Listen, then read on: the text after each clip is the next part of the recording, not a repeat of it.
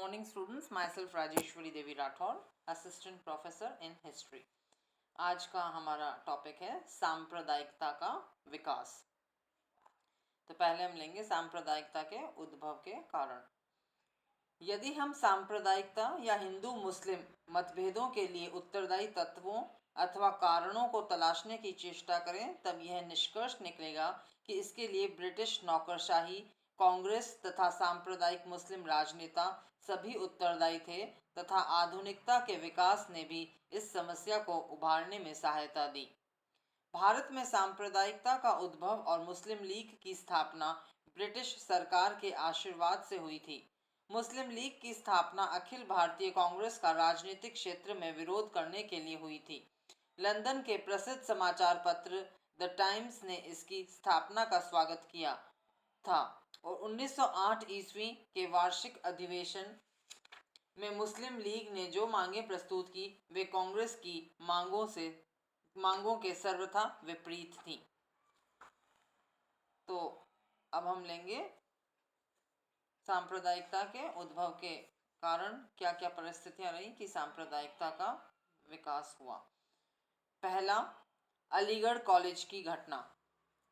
मुसलमानों में आधुनिक शिक्षा का प्रसार करने के लिए सर सैयद अहमद खान ने अलीगढ़ में मोहम्मडन एंग्लो ओरिएंटल कॉलेज की स्थापना की थी। आरंभ से ही इस कॉलेज पर अंग्रेजों की कृपा दृष्टि रही। मुस्लिम लीग के नेता धर्म और राजनीति में भेद नहीं समझते थे। उनकी दृष्टि में अलीगढ़ कॉलेज की स्थापना एक ऐसी इस्लामी घटना थी जो इस्लाम का ह्रास रोकने वाली थी। 1909 में अलीगढ़ नेताओं का संयुक्त प्रांत उत्तर प्रदेश के गवर्नर से विवाद उठ खड़ा हुआ। 22 जनवरी 1909 को संयुक्त प्रांत के गवर्नर सर जॉन हिविट, जो अलीगढ़ कॉलेज के संरक्षक भी थे, अलीगढ़ आए तथा कॉलेज के ट्रस्टियों ने उनका स्वागत किया। हिविट ने अपने स्वागत के प्रत्युत्तर में भाषण देते हुए कहा कि किसी भी कक्षा में 60 से अधिक छात्र नहीं होने चाहिए तथा प्रत्येक अध्यापक पर 4 घंटे से अधिक पढ़ाने का भार नहीं होना चाहिए। तत्पश्चात कॉलेज के सचिव नवाब वकार उल मुल्क ने कॉलेज के प्राचार्य से, जो कि अंग्रेज था, नई समय सारणी बनाने को कहा। प्राचार्य ने इसे अपने कार्य क्षेत्र में हस्तक्षेप समझा, अतः उन्होंने अपना त्याग पत्र दे दिया। प्राचार्य स्वयं लखनऊ गए और गवर्नर को अपना स्पष्टीकरण दिया। गवर्नर ने कॉलेज के सचिव नवाब साहब को भी लखनऊ बुलाया तथा प्राचार्य की शिकायतों के बारे में पूछताछ की। दोनों पक्षों को सुनने के बाद गवर्नर ने प्राचार्य के मत को ठीक बताया और इस निर्णय पर नवाब साहब को हस्ताक्षर करने को कहा। इससे मुसलमानों के सम्मान को ठेस पहुंची। कॉलेज के ट्रस्टियों की बैठक में यह मत व्यक्त किया कि कॉलेज के संरक्षक होने के नाते गवर्नर को कॉलेज के कार्यकलापों में हस्तक्षेप करने का कोई अधिकार नहीं है। भारत के अनेक शहरों में मुसलमानों की सार्वजनिक सभाएं हुई जिनमें गवर्नर का विरोध किया गया। तत्पश्चात हिविट के अनुरोध पर ही मुसलमानों का एक शिष्टमंडल उनसे मिला और उन्होंने अपना आदेश वापस ले लिया। इस घटना से मुस्लिम राजनीति में अच्छे परिवर्तन दिखाई देने लगे। अब मुस्लिम नेता अंग्रेजों की दास्ता छोड़कर कांग्रेस की विचारधारा की ओर झुकने लगे। नेक्स्ट, दूसरा कारण था बंगाल विभाजन का रद्द किया जाना। लॉर्ड कर्जन ने बंगाल में बढ़ती हुई राष्ट्रीयता को समाप्त करने के लिए 1905 ईस्वी में बंगाल का विभाजन कर दिया था। बंगाल विभाजन रद्द होने में मुस्लिम राजनीति में वैसी ही उत्तेजना आई जैसी बंगाल विभाजन के समय हिंदुओं में आई थी।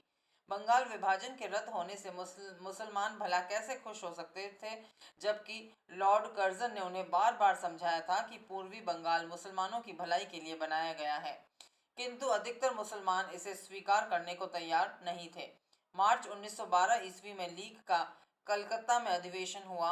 उसमें अध्यक्ष पद से बोलते हुए नवाब सलीम उल्लाह ने कहा कि नए प्रांतों से मुसलमानों को कोई अतिरिक्त लाभ नहीं हुआ। हाँ, हिंदुओं और मुसलमानों के बीच खाई अवश्य पैदा कर दी गई है। उन्होंने जोर देकर कहा कि विभाजन हिंदुओं और मुसलमानों के विभेद का परिणाम नहीं है।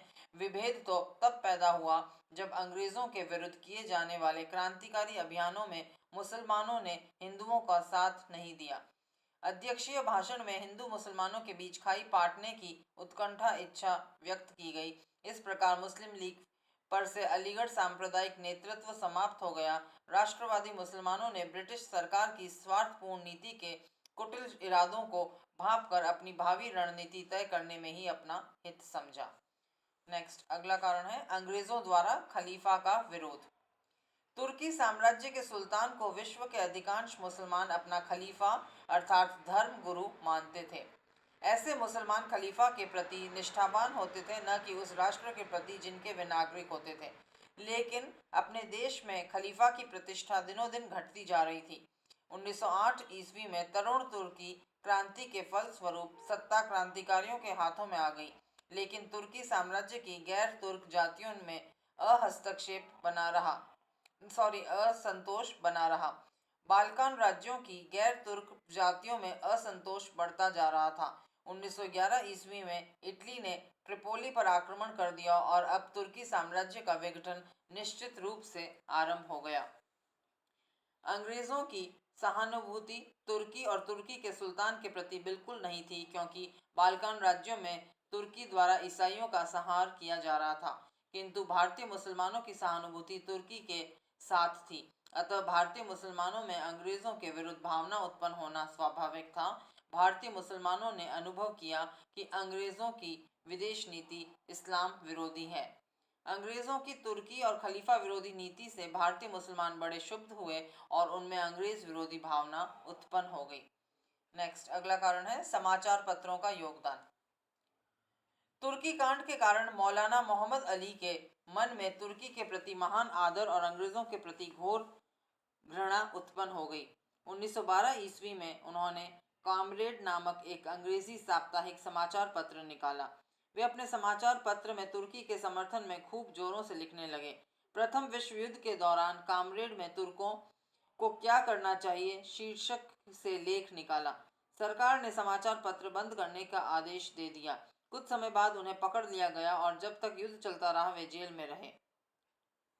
युद्ध समाप्ति के बाद उन्हें रिहा किया गया। उन दिनों अनेक मुस्लिम नेता साप्ताहिक पत्र निकालने लगे थे, जिनमें विशेष रूप से तुर्की का समर्थन किया जाता था। इसमें सर्व प्रमुख मौलाना अबुल कलाम आज़ाद थे, जिन्होंने अल हिलाल नामक साप्ताहिक पत्र निकाला। प्रेस अधिनियम के अनुसार सरकार ने उनसे जमानत मांगी और अंततोगत्वा 1914 ईस्वी में उनके प्रेस पर कब्जा कर लिया। मौलाना आज़ाद ने दूसरा पत्र निकाला, लेकिन 1916 ईस्वी में वह भी बंद हो गया और उन्हें 4 वर्ष की सजा भुगतनी पड़ी। सरकार के दमन चक्र के बावजूद कॉमरेड और अल हिलाल ने मुसलमानों में नव चेतना का संचार किया और अब उनमें सांप्रदायिकता के स्थान पर राष्ट्रीय दृष्टिकोण विकसित होने लगा। नेक्स्ट अगला कारण है मुसलमानों में क्रांतिकारी भावना। प्रथम विश्व युद्ध के दौरान दिसंबर 1914 ईस्वी के अंतिम सप्ताह में एक गुजराती मुसलमान कासिम मंसूर ने अपने पुत्र को रंगून में एक पत्र भेजा, जिसके साथ तुर्की दूत दाऊद के नाम सिंगापुर की 2 रेजिमेंटों में से एक मलाया स्टेट्स गाइड का पत्र भी संलग्न था। इस पत्र में कहा गया था कि रेजिमेंट अंग्रेजी शासन के विरुद्ध विद्रोह करने को तैयार है। अंग्रेज अधिकारियों ने इस पत्र को रास्ते में ही रोक लिया तथा मलाया स्टेट्स गाइड को किसी अन्य स्थान पर स्थानांतरित कर दिया। मलाया स्टेट्स गाइड ने तो विद्रोह नहीं किया, किंतु सिंगापुर की 5वीं लाइट इन्फेंट्री ने योजना के अनुसार विद्रोह कर दिया। इस इन्फेंट्री के अधिकांश सैनिक भारतीय मुसलमान थे। इस विद्रोह में अनेक अंग्रेज और कुछ जर्मन अधिकारी मारे गए। बंबई की बलूचियों की 13वीं रेजिमेंट भी विद्रोह करने वाली थी, अतः 200 बलूची सैनिकों पर फौजी न्यायालय में मुकदमा चलाया गया। अक्टूबर 1915 ईस्वी में रंगून के मुस्लिम क्रांतिकारी दल ने बकरीद के दिन विद्रोह की योजना बनाई तथा उस दिन बकरे और गायों के बदले अंग्रेजों का वध करने का निश्चय किया। बाद में यह तिथि बदल दी गई। इस प्रकार फरवरी 1915 ईस्वी में लाहौर के 15 मुस्लिम विद्यार्थियों ने कॉलेज की पढ़ाई छोड़ दी और उन मुजाहिदों में जा मिले जो किसी समय वहाबियों के सीमावर्ती उपनिवेश में रहते थे। इस प्रकार युद्ध काल में मुसलमान भी क्रांतिकारी कार्यों में हिंदुओं के साथ हो गए। और नेक्स्ट अगला कारण है कांग्रेस और लीग का विचार दर्शन। मुसलमानों में ब्रिटिश सरकार के प्रति असंतोष बढ़ता जा रहा था, अतः कांग्रेस का विचार था कि मुसलमानों के असंतोष को ध्यान में रखते हुए मुस्लिम भावनाओं के साथ सामंजस्य स्थापित कर उसके साथ सहयोग की नीति अपनाकर ब्रिटिश सरकार के प्रतिरोध के लिए संयुक्त मोर्चा स्थापित किया जा सकता है। कांग्रेस यह भी अनुभव कर रही थी कि लीग अपना सांप्रदायिक स्वरूप बदलने की दिशा में अग्रसर है, इसीलिए लीग के साथ सहयोग करने में कोई विशेष कठिनाई नहीं होगी। तत्कालीन कांग्रेसी नेताओं की मान्यता थी कि अंग्रेजों के विरुद्ध संयुक्त मोर्चा बनाने के लिए यदि अपने सिद्धांतों को सीमित मात्रा में बलि भी देनी पड़े तो ऐसा किया जाना चाहिए। इसीलिए उन्होंने व्यवस्थापिकाओं में मुसलमानों के पृथक प्रतिनिधित्व की व्यवस्था को स्वीकार कर लिया, जो उसकी नीतियों के विरुद्ध था। कांग्रेस इस अवसर का लाभ उठाकर लीग के सांप्रदायिक तत्वों को अलग थलग कर उसके अस्तित्व को समाप्त करना चाहती थी। मुसलमानों में व्याप्त ब्रिटिश सरकार के विरुद्ध असंतोष को कांग्रेस स्वर्णिम अवसर मान रही थी और वह इस स्वर्णिम अवसर को हाथ से जाने देना नहीं चाहती थी। इसीलिए कांग्रेस ने मुस्लिम लीग से हाथ मिलाना आवश्यक समझा। 1911 ईस्वी के बाद ब्रिटिश सरकार मुस्लिम लीग के प्रति कुछ उदासीन हो गई थी। अतः लीग का विचार था कि वर्तमान परिस्थितियों में अब ब्रिटिश सरकार पर अधिक विश्वास नहीं किया जा सकता है। ऐसी स्थिति में कांग्रेस के साथ सहयोग करने के अलावा लीग के पास कोई दूसरा विकल्प नहीं रहा। किंतु लीग का यह विचार स्वार्थों से प्रेरित था। धर्मनिरपेक्षता, अन्य संगठनों से सहयोग आदि दृष्टिकोण जो लीग को राष्ट्रवादी स्वरूप प्रदान कर देते थे, केवल भ्रम था। वह तो कुछ समय के लिए तत्कालीन परिस्थितियों से विवश होकर सांप्रदायिकता का त्याग कर कांग्रेस का सहयोग प्राप्त करना चाहती थी। कांग्रेस से सहयोग प्राप्त करने के लिए लीग की आंतरिक राजनीति भी कार्य कर रही थी। मुस्लिम लीग में उस समय सत्ता के लिए संघर्ष चल रहा था। जिन्ना मुस्लिम लीग की बागडोर अपने हाथ में लेकर अपने विरोधियों को शांत करना चाहता था, अतः जिन्ना ने समझौते की दिशा में महत्वपूर्ण भूमिका अदा की। तो ये थे सांप्रदायिकता का उद्भव या विकास।